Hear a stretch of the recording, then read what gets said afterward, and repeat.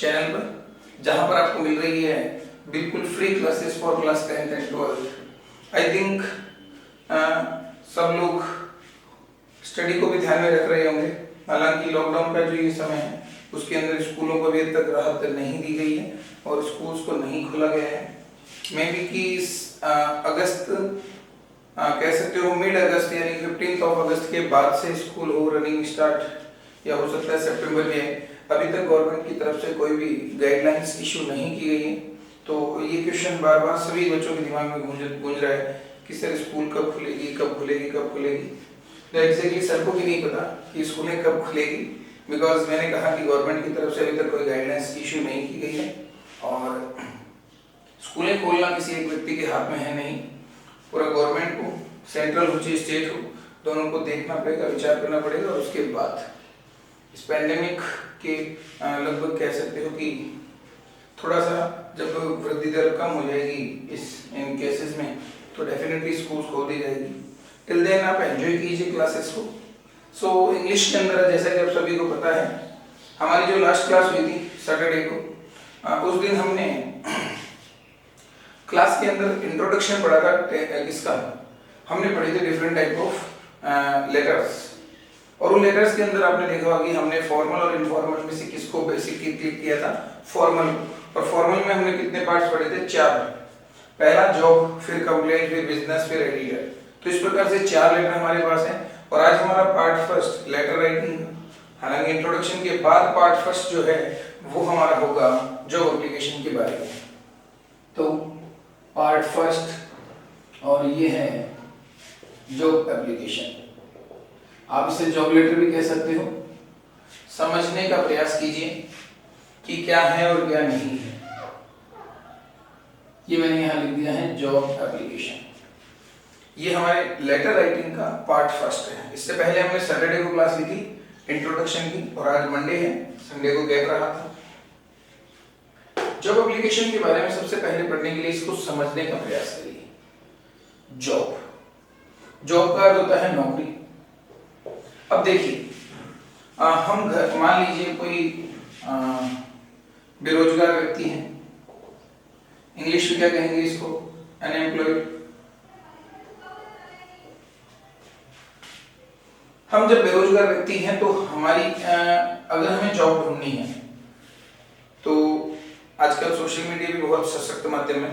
Otherwise newspaper के अंदर जो क्लासिफाइड वाला पेज होता है, जिसके बारे में हमने एड्स पढ़े थे, उनके अंदर क्लासिफाइड वाले पेज के अंदर अगर आप देखोगे तो आपको वहां जॉब रिलेटेड बहुत सारे ऐड मिल जाएंगे कि हमारी कंपनी में इस प्रकार के व्यक्ति की आवश्यकता है, संपर्क करें। मैंने कुछ न्यूज़पेपर के माध्यम से भी बताया था। तो आप क्या कर सकते हो? अगर आप बेरोजगार व्यक्ति हो तो न्यूज़पेपर के क्लासिफाइड को पढ़ा करें। फिलहाल अभी आप क्लास 12th में रीडिंग कर रहे हो, स्टडी कर रहे हो, तो कोई दिक्कत वाली बात नहीं। कोई ऐसा व्यक्ति हो जिसको हम सलाह दे सकते हैं, क्लासिफाइड वाले पेज पर जॉब रिलेटेड बहुत सारे एड्स होते हैं, जहां से हम अपनी आवश्यकता अनुरूप, हमारी सिचुएशन के अकॉर्डिंग एक अच्छा सा ऐड ढूंढकर उस व्यक्ति से कांटेक्ट कर सकते हैं। आपने देखा होगा अक्सर न्यूज़पेपर के अंदर बहुत सारे ऐड आते रहते हैं, जिन एड्स के अंदर आप कह सकते हो कि ये दिया हुआ होता है कि हमारी कंपनी में उक्त व्यक्ति की आवश्यकता है, अगर कोई अच्छा उम्मीदवार हो तो कृपया हमसे संपर्क करें। न्यूज़पेपर के माध्यम से नॉर्मली ये सूचना लोगों तक पहुंचती है, क्योंकि कंपनी वाले क्या करते हैं, कंपनी वाले उस न्यूज़पेपर में ऐड देंगे कि साहब हमारी कंपनी में ऐड दिया जाएगा न्यूज़पेपर के अंदर कि हमारी कंपनी में ऐसे ऐसे व्यक्ति की आवश्यकता है, इच्छुक उम्मीदवार संपर्क करें। तो यहाँ पर हमें समझना होगा कि हम एक ऐसी जो एप्लीकेशन लिखने जा रहे हैं उस कंपनी या उस कर्मचारी को, उस व्यक्ति को, उस नियोक्ता को कि साहब हमने आपकी जो ऐड है वो एक फला अखबार में देखा था और मैं उस पद के लिए अप्लाई करना चाहता हूँ और मेरे अंदर ये योग्यताएं हैं, और अगर आपको ठीक लगी तो कृपया मुझे एक चांस दें। मैं अपने आप को एक मूल्यवान व्यक्ति, मूल्यवान संपत्ति साबित करूंगा आपके लिए। इस प्रकार की बातें करते हुए हमें उस कंपनी वाले को एक लेटर लिखना है। That is job application. फिर से क्विक समझा देता हूँ। अगर आप एक बेरोजगार व्यक्ति हैं तो क्लासिफाइड पेज पर जॉब रिलेटेड ऐड मिलते हैं, जहां पढ़कर उस ऐड को पढ़कर संबंधित व्यक्ति को, संबंधित अधिकारी को हम क्या कर सकते हैं, एक एप्लीकेशन दे सकते हैं, जिसमें हम अप्लाई करते हुए कहते हैं कि हमने आपकी कंपनी का एक ऐड देखा था इस अखबार के अंदर और उक्त पद के लिए, उस पद के लिए मैं आवेदन करना चाहता हूं, कृपया मुझे सेवा का एक बार अवसर प्रदान करें, मेरे अंदर ये योग्यता है। इस प्रकार की बातें लिखते हुए हमें क्या करना है, उस व्यक्ति, उस कर्मचारी, उस कंपनी वाले को एक लेटर लिखना है, दैट इज जॉब लेटर और job application. Is it clear? So now अब हम क्या करेंगे, सबसे पहले क्या देखो पद कौन कौन से हो सकते हैं, जैसे कि स्कूल की अगर बात करें तो स्कूल में प्रिंसिपल का पद होता है, प्रिंसिपल के बाद जैसे टीचर्स वगैरह आ गए, सुपरवाइजर आ गए, इसके बाद अटेंडेंट आ गए, कुछ ऑफिस वर्कर्स आ गए, LDC, UDC, computer operator, hostel warden, बहुत सारे पद है दुनिया में बहुत सारे पद हैं, हजारों पद हैं, लाखों पद हैं, प्रकार के, लाखों प्रकार के पद हैं। तो क्या सभी पदों के लिए अलग अलग एप्लीकेशन लिखेंगे? दैट्स नॉट पॉसिबल कि इतनी सारी एप्लीकेशन हम याद कर लें, इसलिए हमने एक कॉमन एप्लीकेशन बना रखी है। इसका मतलब आपको कितनी याद करनी पड़ेगी? केवल और केवल एक एप्लीकेशन। तो वो एप्लीकेशन मैं यहाँ लिख देता हूँ, वो एप्लीकेशन आपको याद करनी है, उसमें मैं 2 ब्लैंक छोड़ूंगा, ब्लैंक में हमें पद का नाम लिखना है, और वो कहाँ से मिलेगा पद का नाम? ब्लैंक वाला प्रश्न में से। तो प्रश्न भी करके देखेंगे। इस जॉब लेटर को मैं 2 दिन में समझाऊंगा, आज और कल में, यानी सोमवार और मंगलवार, तारीख आप जानते ही, 2 दिन में इसको समझाऊंगा। कुछ हालांकि समझाया 1 दिन में जा सकता है, बट क्योंकि हमें प्रश्न भी करके देखना है, हमें प्रश्न भी समझने पढ़ने आने चाहिए। That's all. So I think इतना लोगों को क्लियर है, आपको कोई दिक्कत वाली बात नहीं है।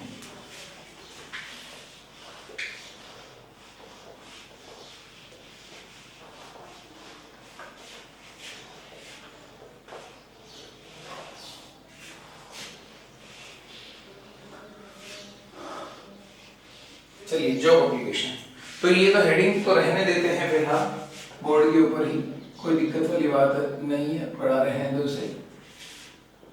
फिलहाल हम फॉर्मेट समझ रहे हैं इसका।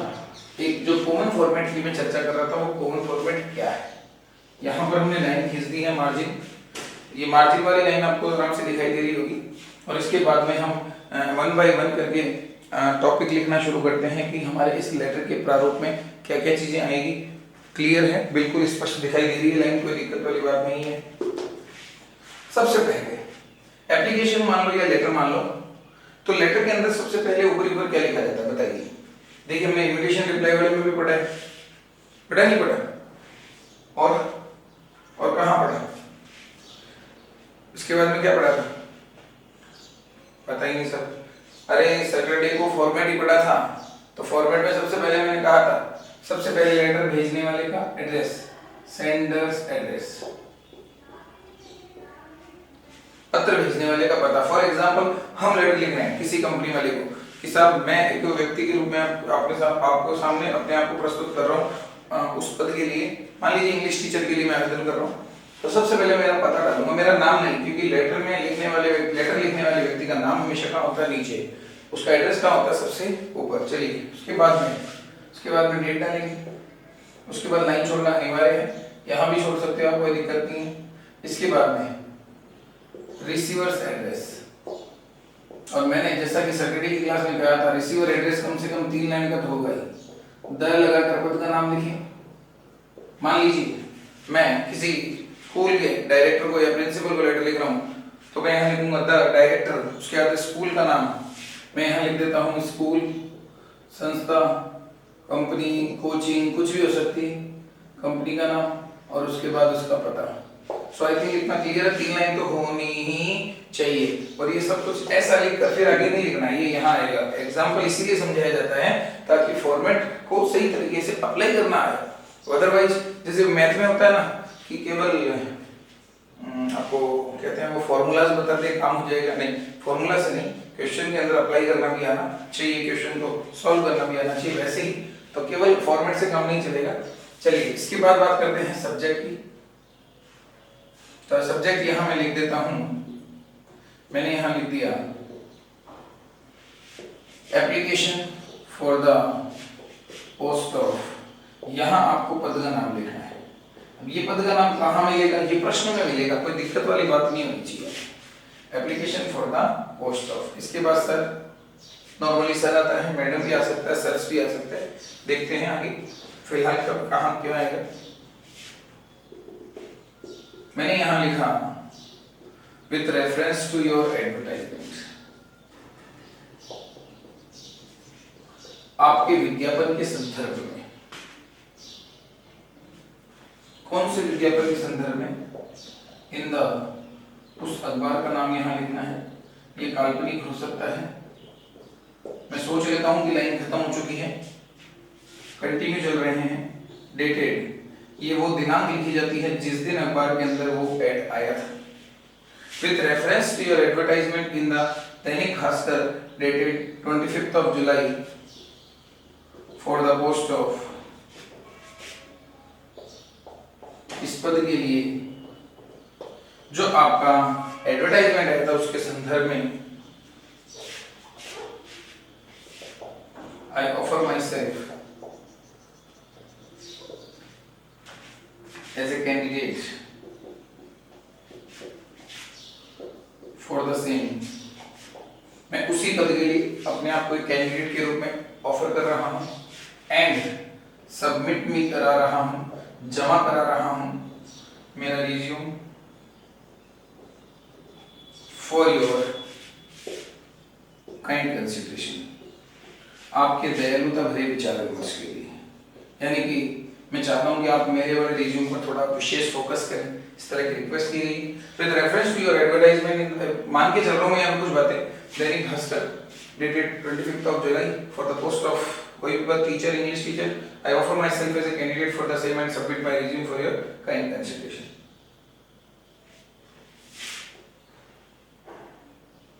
आगे क्या आना चाहिए? अब यहां पर एक रिक्वेस्ट हम डाल देते हैं, if I am given a chance, if I am given a chance, अगर मुझे चांस दिया जाता है तो I shall prove myself a variable asset, मैं मूल्यवान संपत्ति या एसेट, मैं अपने आप को एक मूल्यवान संपत्ति साबित करूंगा। लास्ट टाइम नई लाइन से लिखेंगे, hoping to receive and early and favourable decision, आशा करता हूं बहुत ही जल्दी और एक फेवरेबल डिसीजन मुझे मिलेगा। वो दोबारा से हिंदी कर दूंगा मैं इसकी, विद से लेकर यहाँ तक कंटिन्यू रख लिया, उसके बाद ये नई लाइन में लिखे, उसके बाद मैंने यहाँ पर गैप छोड़ा है, थैंकिंग लिख दिया, टी बड़ा है बाकी सब छोटे हैं, यहाँ मैंने लिखा वाई बड़ा, योर्स ट्रूली, इसके बाद आपका नाम आएगा, नेम लिखकर नाम नहीं लिखना, सीधा नाम, जैसे आकाश को डायरेक्ट योर्स ट्रूली लिख लीजिए आकाश। अब देखिए कुछ प्रमुख बात जो समझनी है, इसका हिंदी में दोबारा बताऊंगा, समझने लायक क्या बात है। ये सारा लेटर होने के बाद नीचे दिया थैंकिंग योर्स ट्रूली, क्लियर है? योर्स ट्रूली के नीचे मैंने नाम लिखा है। अब इतने से काम नहीं चलेगा, आपने कहा है कि मैं सबमिट करा रहा हूं, जमा करा रहा हूं मेरा रिज्यूम। अब सवाल ये क्या होता है कि रिज्यूम क्या होता है? देखिए रिज्यूम, बायोडाटा और एक होता है सीवी, जिसकी फुल फॉर्म होती है क्यूरिकुलम वाइटा। विशेष रूप से देखा जाए तो इनके अंदर बिल्कुल डिफरेंस होता है, पर एग्जैक्टली ऊपरी वे में अगर बात करें तो ये वो चीज है जिसके अंदर हम अपने बारे में इंट्रोडक्शन देते हैं। रिज्यूम, बायोडाटा और सीवी, तो कोई सा भी नाम हम लिख कर सकते हैं यहाँ रिज्यूम की जगह। तो हमने कहा कि मैं रिज्यूम भी जमा करा, तो रिज्यूम बनाया कहाँ? इसमें तो दिया नहीं हमने, दिया जा सकता है, इसके बीच में भी रिज्यूम दिया जा सकता है, लेटर लिखने के दौरान बीच के अंदर भी रखा जा सकता है, बट अगर आप इसको बैक साइड में रखें तो ज्यादा ठीक लगेगा, आई थिंक सो। ये तीनों एक ही नाम है, तो आप इसको स्क्रीनशॉट करके रोक कर इसका तीनों नाम देखें। रिज्यूम की जगह बायोडाटा लिखा हुआ सकता है, सीवी लिखा हुआ सकता है। इसके बाद में हमने यहाँ लिख दिया एप्लीकेशन के नीचे की तरफ एनक्लोज्ड रिज्यूम। एनक्लोज का मतलब होता है साथ में संलग्न है, अटैच किया हुआ है। इस एप्लीकेशन के साथ में मैंने अपना रिज्यूम भी लगाया है। तो नॉर्मली जब हम वास्तविकता की बात करते हैं, थोड़ा यहाँ जाइए, मान लेते हैं ये एक पेज खत्म हो गया और ये दूसरा पेज है, ध्यान रखना इधर की तरफ लाइन नहीं बढ़ानी है, नए पेज की बात कर रहा हूँ। यहाँ हमने बीचों बीच लिखा रिज्यूम, क्या लिखा दोस्तों? रिज्यूम। अब रिज्यूम के अंदर हमने क्या करना है, अपने बारे में डिटेल्स देनी है। डिटेल्स देखिए, मैं डिटेल नहीं भरूंगा, क्वेश्चन करेंगे तब भरेंगे। यहाँ हमने नाम लिखा, इसके बाद मान लीजिए हमने यहाँ लिखा फादर्स नेम, इसके बाद में लिखा DOB डेट ऑफ बर्थ, या आप एज भी मेंशन कर सकते हो। इसके बाद अगर चाहें तो एड्रेस, इसके बाद चाहें तो मोबाइल नंबर, अगर कोई ईमेल एड्रेस भी देना चाहे तो ईमेल, या आपका ईमेल आ गया। इसके अलावा कुछ और बारे में बताना है, जैसे कि मैं यहाँ लिख रहा हूँ एजुकेशनल क्वालिफिकेशंस, हिंदी में अर्थ होता है शैक्षणिक योग्यताएं। और यहाँ पर हम क्लास, मान लीजिए हमारा पोस्ट ग्रेजुएशन लेवल के बारे में कुछ बताना चाहें, कैसे बताते हैं मैं बिल्कुल एकदम इजी तरीके से आपको समझाऊंगा। पोस्ट ग्रेजुएशन फिर होती है, उससे पहले होती है ग्रेजुएशन, ग्रेजुएशन से पहले होती है क्लास 12 और फिर क्लास 10 और बीएड वगैरह। तो ग्रेजुएशन का मतलब कॉलेज से है। बैचलर डिग्री, जैसे कि मान लीजिए साइंस पढ़ने वाले स्टूडेंट पढ़ते हैं 10वीं 12वीं 12 साइंस से करने के बाद वो क्या करेंगे, बीएससी, और बीएससी के बाद बैचलर डिग्री के बाद होती है मास्टर डिग्री, एमएससी, एमएससी होती है पोस्ट ग्रेजुएशन। फिर बीएड का होती है, बीएड भी होती है। कॉलेज के बाद आप बीएड कर सकते हो, 12वीं के बाद सीधा बीएड नहीं होती, कॉलेज के बाद ग्रेजुएशन के बाद बीच में बीएड करी जा सकती है। तो इनके बारे में जो भी हमें डिटेल देनी है, तो इस तरह गोले में नहीं लिखनी है, कैसे लिखनी है वो फिलहाल अभी मैंने प्रश्नवाचक चिन्ह छोड़ दिया है, फिर इसके बारे में डिटेल आपको एनालिसिस करके बताऊंगा कि इस तरीके से रिप्रेजेंट करना है। अदर्स नॉलेज आप क्या देना चाहते हो, जैसे कोई कंप्यूटर के बारे में जानता है, कोई टाइपिंग जानता है, कोई और विशेष योग्यता हो। इसके अलावा जैसे कि आप उसमें लैंग्वेजेस लिख सकते हो, हाँ, इसके अलावा उसकी हॉबीज क्या क्या हैं, इसके बाद वो सैलरी कितनी डिमांड करता है, और लास्ट एक पॉइंट, वैसे तो काफी सारे पॉइंट हैं जो लिखे जा सकते हैं। रेफरेंस, किसके संदर्भ के साथ वो यहाँ आया है, होता ना कि मुझे उसने भेजा है, या मेरे बारे में किसी प्रकार की जानकारी लेनी है तो उस व्यक्ति से ले ले। जैसे हम इंट्रोडक्शन देते हैं किसी बड़े व्यक्ति का, तो उस तरीके से रेफरेंस डाला जाता है। यहाँ पर मैंने अभी डिटेल्स नहीं भरी है, डिटेल्स जो है वो हम एक क्वेश्चन करेंगे तब हम ये डिटेल्स भरेंगे। अब आप सोच रहे हो कि सर क्या इन चीजों का एक क्रम निश्चित है क्या? कोई क्रम निश्चित नहीं है, बस थोड़ा सा ठीक लगता है। अब आप जैसे नेम के बाद सीधा ही दे दो सैलरी, तो ये तो अच्छा नहीं लगता ना कि पहले नाम बताया नहीं, उससे पहले सैलरी मांगने की बात कर रही है। तो पहले कंप्लीट होना चाहिए, नाम, पिता का नाम, एज, एड्रेस, मोबाइल, ईमेल, इस तरीके से। हाँ, ये ऊपर नीचे हो जाए, पहले ईमेल आ जाए फिर एड्रेस आ जाए, कोई दिक्कत नहीं। ये एजुकेशनल क्वालिफिकेशन नीचे चली जाए, एड्रेस और लैंग्वेजेस ऊपर आ जाए, कोई दिक्कत नहीं है ना। तो रेफरेंस पे आपको इसको खत्म करना। इन चीजों में क्या क्या भरा जाता है, काल्पनिक रूप से क्या क्या लिखते हैं, that will be matter of, कह सकते हो लेटर बाद का है कि भाई हमें इसके बारे में क्या क्या जानकारी लेनी है। आई थिंक सो कि बिल्कुल क्लियर है, आप लोगों को आराम से समझ में आ रहा होगा। और अब मैं आप लोगों को यहाँ का एक बार फिर से समझा देता हूँ, हिंदी में समझा देता हूँ। लेटर का क्वेश्चन करेंगे ना तो आराम से समझ में आएगा क्विकली। और तब तक देखिए, आज की क्लास में मैं तुम्हें इतना ही बताने वाला हूँ, बट नेक्स्ट जो क्लास होगी ना कल हमारी, वहां हम 2 क्लास करने वाले हैं। और उसके अंदर आप मान के चलें कि ये फॉर्मेट तब तक आप याद करें कि ठीक है सर ये क्लियर करेंगे आप तब तक।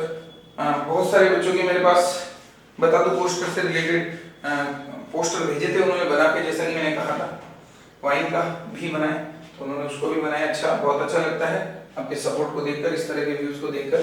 तो देखिए, सबसे पहले सेंडर, कोई भी एप्लीकेशन होती है सबसे पहले ऊपर क्या लिखा जाता है, sender address, may be of 2 line और 3 लाइन, 2 से 3 लाइन के अंदर अच्छा लगता है। डेट की बात करें तो डेट जैसे उसके नीचे आती है। उसके बाद में आता है रिसीवर एड्रेस जिसको हम लेटर लिख रहे हैं। सब्जेक्ट आता है application for the post of, यहाँ पद का नाम अखबार लिखना है। देखिए 1, 2, 3 और 4, ये 4 चीजें नॉर्मली हमें प्रश्न में से मिल जाती हैं। अदरवाइज अगर प्रश्न में नहीं हो तो डेफिनेटली हम अपनी मन से, इच्छा शक्ति से उनको कर सकते हैं।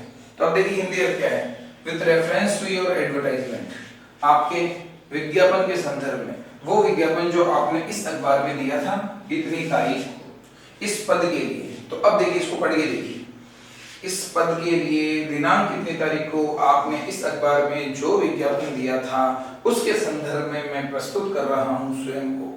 यानी आपने अखबार में दिया साहब फलानी तारीख को फलाने पद के लिए जो ऐड दिया उसके संदर्भ में अपने आप को प्रस्तुत कर रहा हूँ एज ए कैंडिडेट के रूप में, कैंडिडेट प्रतिभागी, क्योंकि एक प्रकार की प्रतियोगिता अपेक्षा होगी और उस प्रतियोगिता में भाग लेने वाले सभी लोग प्रतिभागी हैं। तो मैं भी एक प्रतिभागी के रूप में अपने आप को प्रस्तुत कर रहा हूँ फॉर द सेम, मतलब उसी के लिए मतलब उसी पद के लिए मैं अपने आप को प्रस्तुत कर रहा हूँ और सबमिट करा रहा हूँ, जमा करा रहा हूँ मेरा रिज्यूम, मेरा कंप्लीट बायोडाटा कह सकते हो, जमा करा रहा हूँ फॉर योर काइंड कंसीडरेशन, आपके दयालुता भरे विचार विमर्श के लिए। मतलब मैं ऐसा मानता हूँ कि आप मेरे इस बायोडाटा पर विचार विमर्श करोगे। यदि आई एम गिवन, मुझे दिया जाता है, पैसिव वर्ब कंस्ट्रक्शन है यहाँ, अगर मुझे दिया जाता है एक मौका तो आई शैल प्रूव, मैं साबित करूंगा माई सेल्फ, स्वयं को, एक वैल्यूएबल, बहुत ही कीमती एसेट, संपत्ति। क्लियर है? होपिंग, आशा करता हूँ, टू रिसीव, मुझे प्राप्त होगा, एक अर्ली, बहुत ही जल्द और बहुत ही फेवरेबल डिसीजन, बहुत ही पक्ष का निर्णय। आशा करता हूँ मुझे बहुत ही जल्द और बहुत ही पक्ष का निर्णय मिलेगा। धन्यवाद। आपका शुभचिंतक, आपका अच्छा चाहने वाला, नाम और एम्प्लॉय रिज्यूम, और रिज्यूम बना दिया। अब एक सवाल छोटा सा दिमाग में ये है कि सर मान लीजिए ये भरा हमने और नीचे 5 लाइनें खाली रह गई। कितनी लाइनें? 5। देखिए 2-3 लाइनें 4 लाइनें खाली रहती तो कोई दिक्कत नहीं है, मगर सवाल ये है कि सर आधा पेज रह गया तो क्या ये नए पेज पर बनाना है क्या? देखिए 2-4 लाइनें हो, 2 से 5 लाइनें हो, एक लाइन तो अपन वैसे भी छोड़ ही देते हैं, इसलिए कह रहा हूँ 2 से 5 लाइनें हो लगभग। देखो 6 को भी अवॉइड किया जा सकता है, कोई दिक्कत नहीं है, अपने कोई परिसीमा नहीं किया हुआ, बांधा हुआ नहीं किया, सही होगा। आप अपने हिसाब से, अपनी मेंटलिटी के हिसाब से काम कर सकते हो कि नीचे की तरफ 4-5 लाइनें खाली हैं तो खाली छोड़ो उसको और नए पेज पर बनाओ रिज्यूम। मगर आपको लगता है कि मेरा तो अभी यहां पर ही खत्म हो गया एनक्लोज्ड रिज्यूम, आधा पेज बाकी पड़ा है, सर फिर क्या रिज्यूम नए पेज पर जाएगा क्या? नहीं ले जाना। क्या करेंगे? एक लाइन खाली छोड़ेंगे और फिर बना देंगे रिज्यूम, और फिर आपकी 2 पॉइंट 3 पॉइंट 4 पॉइंट आते हैं, दैट इज एनफ। दोबारा बताऊं, सर 2-4 लाइनें खाली छूटे तो क्या करना है? छोड़ देना है। आधा पेज छूटे तो उसी पेज से रिज्यूम बनाना शुरू कर देना। बस इस एनक्लोज रिज्यूम और उस रिज्यूम के बीच में सिर्फ और सिर्फ क्या दे देना? एक लाइन का गैप दे देना, अगर आधे पेज पर हो तो। एप्लीकेशन नए पेज पर शुरू करें क्या? हाँ, प्रीफर तो ये होता है कि अच्छा लगता है कि एक साथ हो एप्लीकेशन, ताकि प्रेजेंटेशन अच्छी बनेगी, ताकि देखने वालों को भी लगे कि हाँ बिल्कुल सटीक तरीके से इन्होंने काम को किया है और कोई प्रॉब्लम वाली बात भी नहीं है। Is it clear? चलिए एक छोटी सी बात और बता, देखो बेटा एक चीज ये मत सोचना कि हाँ सर बहुत सारी बातें बता रहे हैं, मैं इस जॉब एप्लीकेशन में ही बता रहा हूँ, अदरवाइज हम बिजनेस एडिटर लेटर वो सारे पढ़ेंगे तब ये सारी बातें बताई नहीं जाएगी। एक चीज क्या बता रहा था, आप जो ये बता रहे हो, मैंने जो लाइन खींची, आपको लाइन नहीं खींचनी है, आपको बस ये ध्यान रखना है कि जैसे SDRSSWDAY जो शब्द मैंने यहाँ लिखे हैं लाइन के पास, वो बिल्कुल एक सटीक तरीके से हो, एकदम स्पष्ट खड़े लाइन में हो, ये नहीं आगे पीछे बढ़ा दिया तो अच्छा नहीं लगता।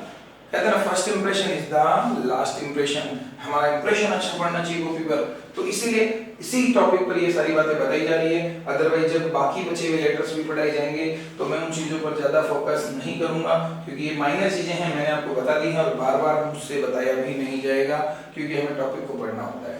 तो आई थिंक सो कि क्लियर है आपको जो एप्लीकेशन। तो मिलते हैं दोस्तों कल की क्लास में कुछ नए एग्जांपल्स लेकर, क्योंकि विदाउट एग्जांपल जो एप्लीकेशन आपने समझ तो ली कि ठीक है सर भर लेंगे, पर प्रश्न किस टाइप के आएंगे, कैसे क्वेश्चनों को करना होगा, वो हम डिस्कस करेंगे कल की क्लास में। टिल देन मिलते हैं, आराम कीजिए, पढ़िए, पढ़ते रहिए और मिलते हैं कल की क्लास में। धन्यवाद।